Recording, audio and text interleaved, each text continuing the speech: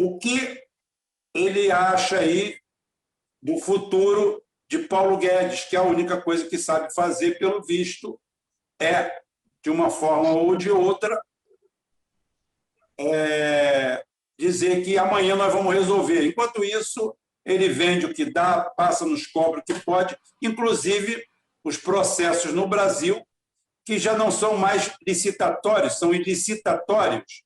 As empresas chegam aqui e são colocadas aqui. Quando você vai ver, uma empresa já está na mão de uma empresa de fora, uma empresa estatal, e ninguém viu o processo licitatório, ninguém viu leilão, ninguém viu nada.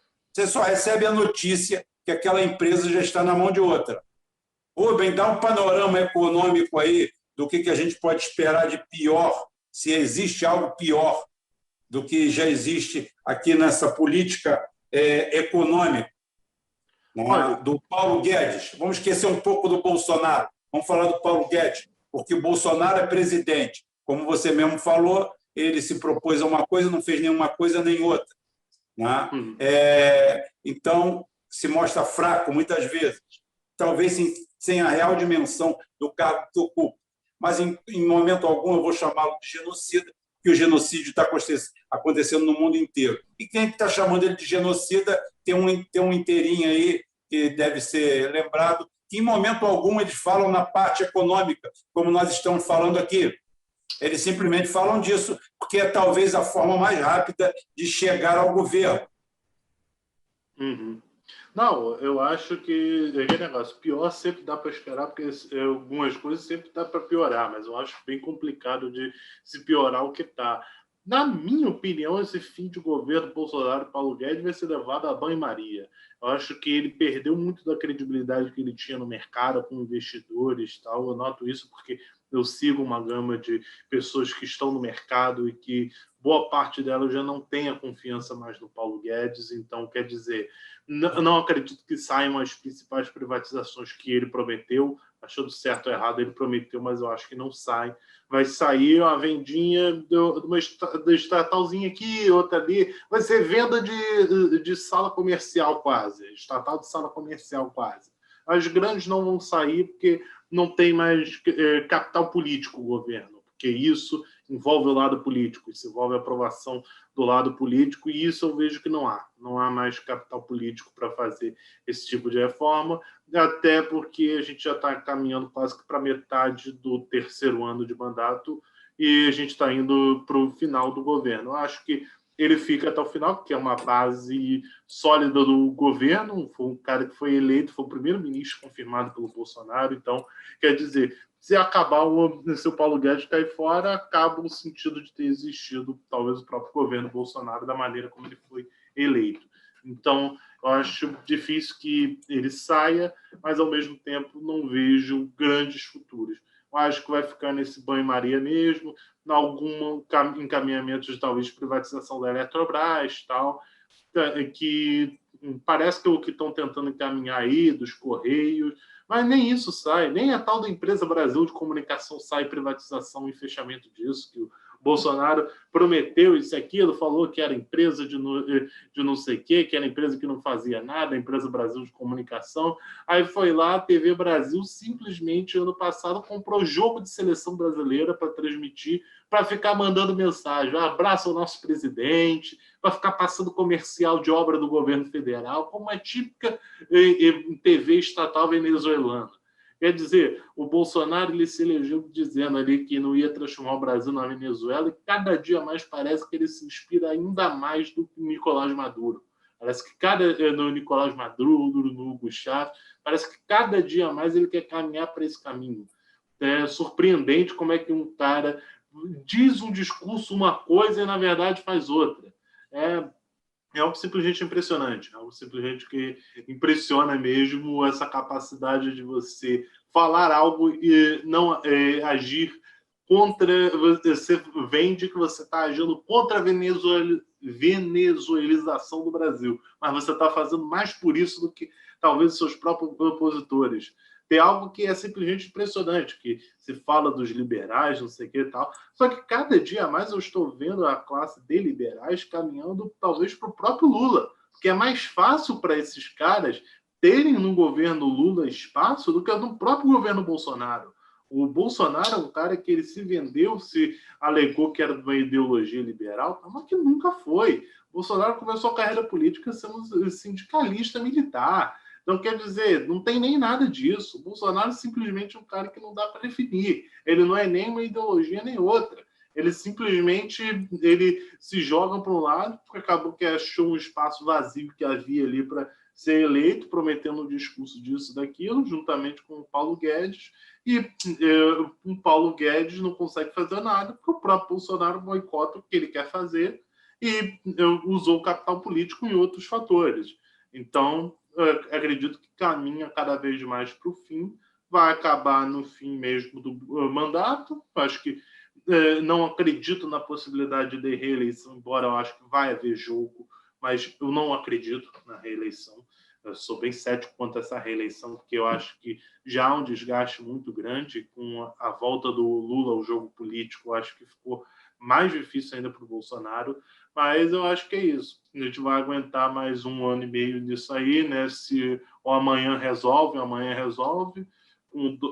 a expectativa ainda para o ano é a finalização do aumento da taxa de juros, que talvez chegue a patamar de algo em torno de 6%, e da taxa Selic, quer dizer, acima da inflação, voltando a uma trajetória um pouco mais normal de taxa de juros. O dólar deve baixar com consequência da taxa de juros, e é isso. Acho que é mais ou menos por esse caminho. Acho que a economia não deve ter grandes novidades, até porque a vacinação vem vindo num ritmo bastante lento, na minha opinião. Acho que deveria ser mais rápido, mas acredito que essa vacinação só deve ser concluída lá para o primeiro trimestre de 2022. Aí sim as coisas começam a caminhar de uma maneira um pouco mais normal, mas aí a gente já vai estar em ano eleitoral. E ano eleitoral nada se faz no Brasil. Então, quer dizer, o governo Bolsonaro e a gestão Paulo Guedes, no meu ver, acabaram sobrevista do ponto de que não vai haver nada que mude a cotação do dólar nisso. Não vai haver nada de muito novo que vai entrar numa página de livro de história. O que vai acontecer aqui agora é esse banho-maria, o aumento da taxa de juros já previsto, uma queda do dólar, o avanço da vacinação, que deve talvez haver algum avanço econômico, e o Paulo Guedes vai indo nesse banho-maria, que não deve conseguir privatizar nenhuma das outras grandes empresas, como se planejavam a Eletrobras, os Correios, entre outras, e a gente vai nisso até o fim do governo. Acho que é essa a minha opinião, mais ou menos isso. Perfeito, perfeito. Dani Kitt aí, muito obrigado, superchat. Muito obrigado aí pela colaboração. 325 pessoas assistindo aqui agora. Por favor, dê um like aí, eu já falei, $1 bilhão é um like. Dá um like que é mais barato, sai mais em conta. Dá um cliquezinho aí. Muito obrigado aos 20 que chegaram aqui cedo e deram dislike. É a mesma turma, é a mesma vara, né? Vara é coletivo. Vara é coletivo de quê? Alguém lembra? Alguém lembra aí da terceira série? Sei lá, passar na terceira série, né? Coletivo. Vara é coletivo de alguma coisa. Vamos ver de quem é que lembra. Mas não vale procurar. Tem que falar direto aqui. Vara é coletivo de quê? Então, a Vara esteve aqui e deu dislike, eu agradeço muito. Tá? Então, bem, o que acontece hoje no Brasil o Brasil é uma... Eu esqueço toda hora o Bem Amado, que não é uma novela na época da maioria das pessoas aqui, né? Na época que se fazia novela, dramaturgia, né? De verdade no Brasil, de Dias Gomes. Né?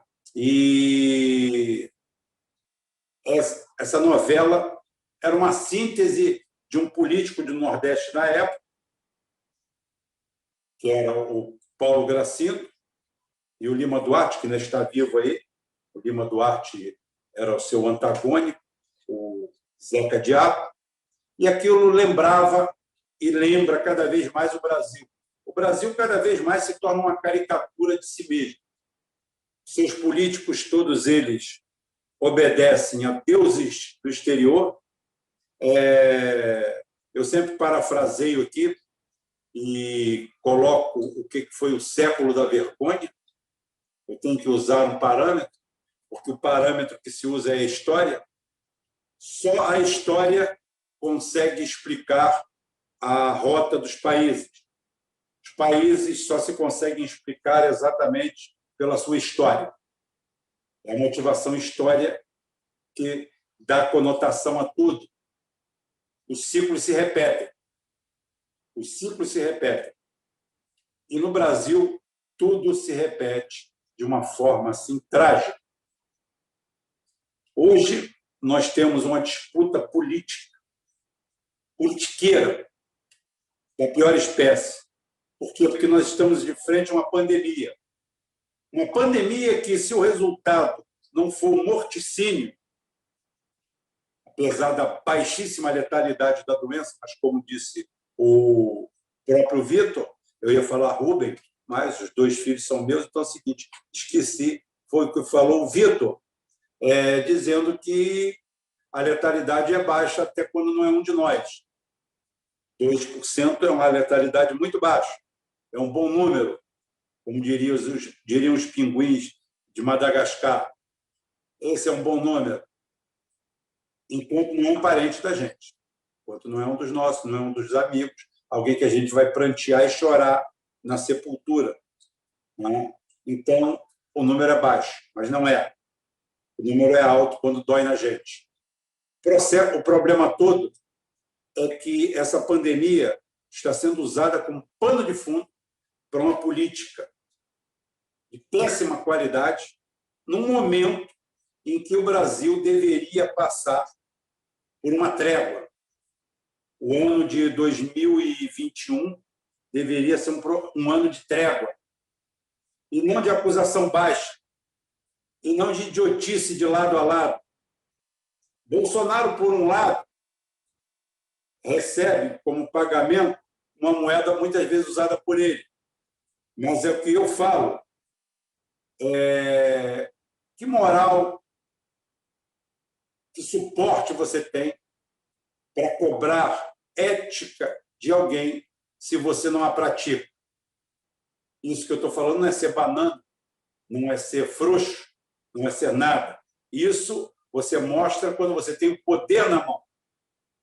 Você demonstra como você é altivo, não só no poder, exercendo o poder, mas exercendo a oposição. A oposição brasileira demonstra ser o que de pior existe na face da Terra. Não porque é o Bolsonaro que está lá, não porque é o lixo do Paulo Guedes, não por nada disso, mas pela própria estrutura de como é feita a coisa.